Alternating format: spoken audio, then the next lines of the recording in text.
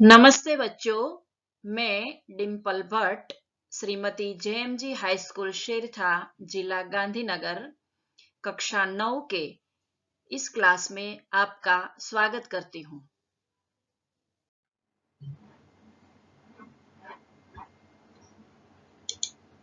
आगे वीडियो में हमने पाठ का अभ्यास किया था भारतीय संस्कृति में गुरु शिष्य संबंध। आज हम स्वाध्याय का अध्ययन करते हैं। प्रश्न 1, निम्नलिखित प्रश्नों के उत्तर एक एक वाक्य में लिखिए। 1, प्राचीन काल में भारतीय शिक्षा केंद्र कैसे थे? प्राचीन काल में भारतीय शिक्षा केंद्र एक प्रकार के आश्रम और मंदिर जैसे थे। 2, जब रविंद्रनाथ ठाकुर को नोबेल पुरस्कार मिला तब बंगाली लोग कौन सा राग अलापने लगे? जब रविंद्रनाथ ठाकुर को नोबेल पुरस्कार मिला तब बंगाली लोग अमादेर ठाकुर अमादेर कठोर सपूत ऐसा राग अलापने लगे। प्रश्न 3, भगवान रामकृष्ण परमहंस वर्षों तक योग्य शिष्य पाने के लिए क्या करते थे? भगवान रामकृष्ण परमहंस योग्य शिष्य पाने के लिए वर्षों तक रो रो कर भगवान से प्रार्थना करते थे। प्रश्न 4, भगवान ईसा का कौन सा कथन सदा स्मरणीय है? भगवान ईसा का यह कथन सदा स्मरणीय है, मेरे अनुयायी मुझसे कहीं अधिक महान है और उनकी जूतियां धोने लायक योग्यता भी मेरे अंदर नहीं है। 5, गांधी जी किन्हें अच्छे लगते थे? गांधी जी उन्हें अच्छे लगते हैं जिनमें गांधी जी बनने की योग्यता हो, क्षमता हो और जो उनका अनुसरण करना चाहते हो, यानी उनके बताए हुए रास्ते पर पीछे पीछे चलना चाहते हो।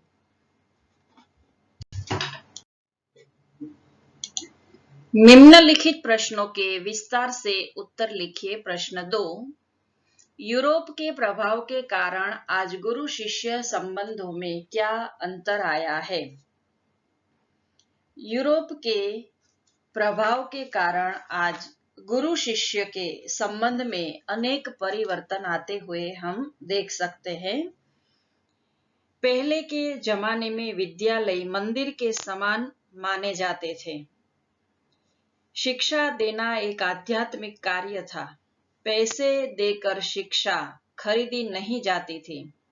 शिष्य पुत्र से अधिक प्रिय होते थे, परंतु वर्तमान भारत में शिक्षा व्यावसायिक हो गई है। गुरु को केवल अपने वेतन से ही मतलब है, अर्थात वो वेतन भोगी हो गए हैं। विद्यार्थी शुल्क देकर, फीस देकर शिक्षा प्राप्त करता है।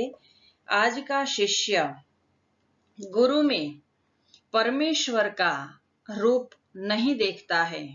इस प्रकार यूरोप के प्रभाव के कारण आज गुरु शिष्य के संबंध में अंतर आ गया है। प्रश्न 2, पुजारी की शक्ति मूर्ति में कैसे विकसित होने लगी? पुजारी की शक्ति मूर्ति में इस प्रकार विकसित होने लगी है कि पत्थर की मूर्ति तो जड़ होती है, उसमें चेतना डालने का काम एक पुजारी ही कर सकता है।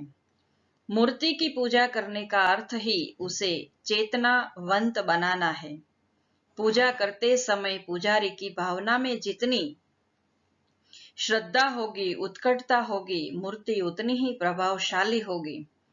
पुजारी की भाव पूजा की शक्ति से ही धीरे धीरे मूर्ति में शक्ति विकसित होने लगी। प्रश्न 3, विवेकानंद और रविंद्रनाथ ठाकुर को इस देश में अधिक महत्व कब मिला? विवेकानंद और रविंद्रनाथ ठाकुर को इस देश में सबसे अधिक महत्व जब अन्य देशों ने उसे महत्व दिया तब मिला था।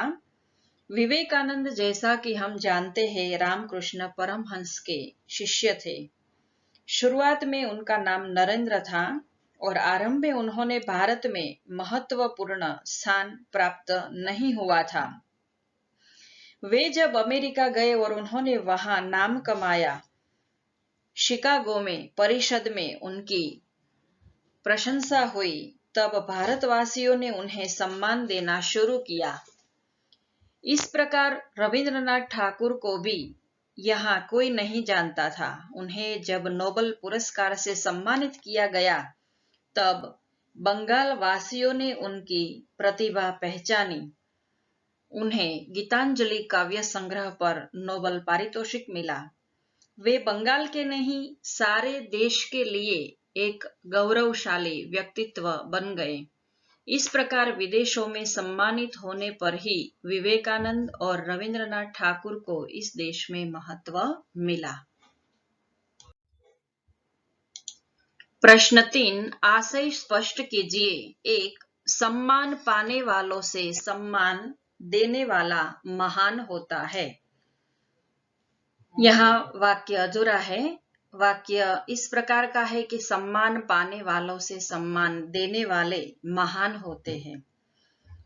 सम्मान पाने वाले अपने किसी विशेष गुण, योग्यता और प्रतिभा के कारण सम्मानित होते हैं। जैसे हीरे के गुण की पहचान की जाए तो वह बहुमूल्य है। यदि पहचाना न जाए तो वह एक पत्थर है। हीरे का पारखी ही हीरे को परख सकता है। उसी तरह सम्मान पाने वालों की विशेषता को अगर हम परख लें, उसे पहचान लिया जाए तो वे सम्माननीय है, नहीं तो वे साधारण मनुष्य ही समझे जाते हैं। उसकी विशेषता को समझकर उन्हें प्रकाश में लाने वाले लोग ही उनका सम्मान करते हैं। इसीलिए सम्मान पाने वाले से भी सम्मान देने वाले अधिक महान होते हैं। 2, जो गुरु से मार खाते हैं उनका भविष्य उज्जवल होगा ही। पहले के जमाने में पढ़ाई के लिए विद्यार्थी का ध्यान पढ़ाई में होना जरूरी था। गुरु पढ़ा रहा है और विद्यार्थी का ध्यान कहीं और है तो वह जो पढ़ाया जा रहा है उसका ग्रहण नहीं कर सकता। गुरु के मार से विद्यार्थी का ध्यान पढ़ाई में लग जाता है। इसीलिए पहले के जमाने में गुरु शिष्य को मारते भी थे। इस तरह जब वह एकाग्र होकर पढ़ता है तो उसे सचमुच ज्ञान की प्राप्ति होती है, उसकी बुद्धि का विकास होता है और उसमें उचित योग्यता और उनकी प्रतिभा बढ़ती है। ऐसा होने पर ही उसका भविष्य उज्जवल होता है और उज्जवल भविष्य के कारण ही गुरु से वो मार खाते थे। विद्या मार खाए बिना नहीं आती है, यही यहाँ पर कहा गया है।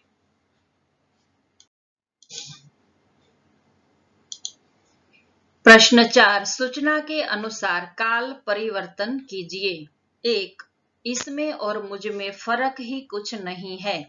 भविष्यकाल, आपको इस वाक्य का काल परिवर्तन करना है और काल को भविष्य काल में बदलना है। देखें उत्तर, इसमें और मुझ में फर्क ही कुछ नहीं होगा। दूसरा है, हम अपने शिष्यों से कम प्रमुख रहे। पूर्ण भूतकाल में वाक्य को बदलना है, हम अपने शिष्यों से कम प्रमुख रहे थे।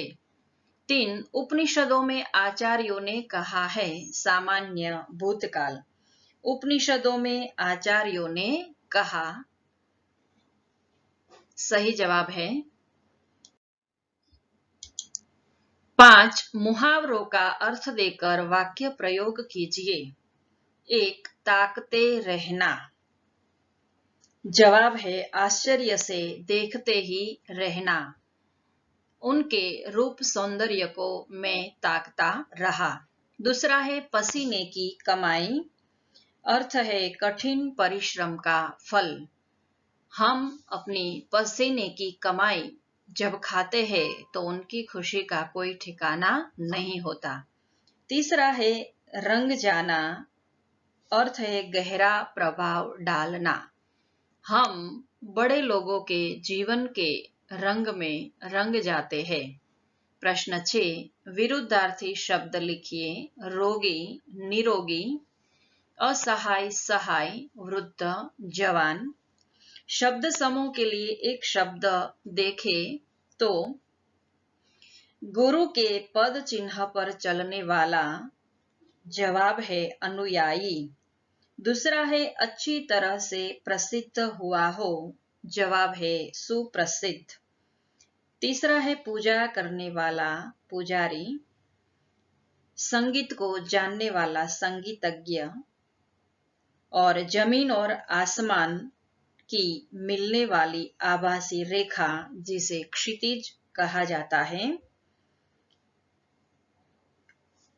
इस प्रकार हम पाठ में आए हुए विशेषणों को अगर देखें तो हमारे समाज में व्यावसायिक संस्कृति का बोलबाला है। इस वाक्य में व्यावसायिक शब्द विशेषण है। प्राचीन काल में गुरु की शिक्षा दान क्रिया उनका आध्यात्मिक अनुष्ठान थी। इसका जवाब है आध्यात्मिक। तीसरा वाक्य है एक बार सुप्रसिद्ध भारतीय पहलवान गामा मुंबई आए। इसका जवाब है सुप्रसिद्ध। तो इस प्रकार से आपको अपने नोट में स्वाध्याय लिखना है और उनका मुखपाठ करना है। धन्यवाद।